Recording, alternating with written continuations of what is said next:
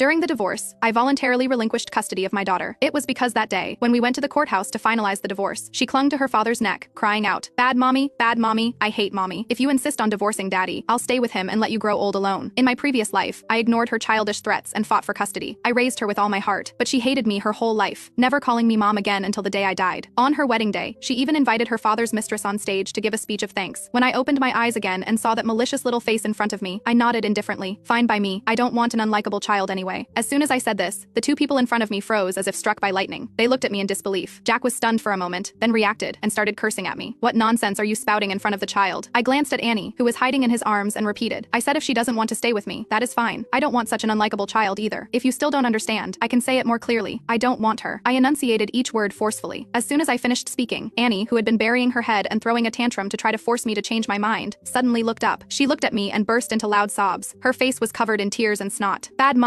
mommy, I hate mommy, she cried while struggling in Jack's arms. She almost fell. Jack had no choice but to lower his head and frantically try to comfort the child. Mommy's just joking. She carried you for 9 months, gave birth to you, and took care of you. How could she not want you? We all know you are her favorite. Under his gentle coaxing, Annie's cries gradually subsided. She clung to Jack's arms like an octopus, tightly hugging his neck, and asked in a small voice, really? Of course it is true. Don't you want to ask your mom yourself? Jack comforted her while giving me meaningful looks, wanting me to take the child and comfort her. Annie also looked over with tear-filled eyes full of expectation. But I remained unmoved, not even raising an eyelid, still maintaining that cold attitude. Annie seemed to have been stung, her mouth twisted as if she was about to cry again. Jack lost his patience and glared at me with a dark face. What is wrong with you? It is bad enough you want a divorce, but now you don't even want the child? Are you still fit to be a mother? I sneered and said indifferently, wasn't she the one who said she didn't want me as her mother first? Of course I have to respect her wishes. Annie's small body stiffened for a moment, then she glared at me fiercely. She shouted, you were the one who didn't want me and daddy first. If you respect my opinion, why do you still insist on divorcing? My biggest opinion is that you shouldn't get divorced. Why don't you listen? You just don't want us. You want to make me a child without parents. In my previous life, she accused me the same way. She called me selfish and self-centered, threatening that if I dared to divorce, she would never acknowledge me as her mother again. I didn't argue with her, considering her young age. Instead, I patiently explained to her. I said it was because her father had another woman outside. That is why I chose to divorce. I thought saying this would make her understand, but what I got in return was her naive yet vicious question. Is it because you are not good enough, so daddy had to find someone else outside? My classmate Rosie's mom is beautiful and capable, and her dad would never look for anyone else. You are not good enough. Daddy doesn't want you, and I don't want you either. At that moment, I felt as if I had fallen into an icy pit. A sense of frustration and despair I had never felt before welled up in my heart. I couldn't help but look at Annie with some disgust. Annie was frightened, thinking I was angry because of what she had just said. She shrank back in Jack's arms. She argued in a small voice, I didn't say anything wrong. Isn't it good for our family to stay together? Daddy has begged you so much, but you still insist on divorcing. You don't consider my feelings at all. I pulled at the corners of my mouth, my mocking gaze falling on her.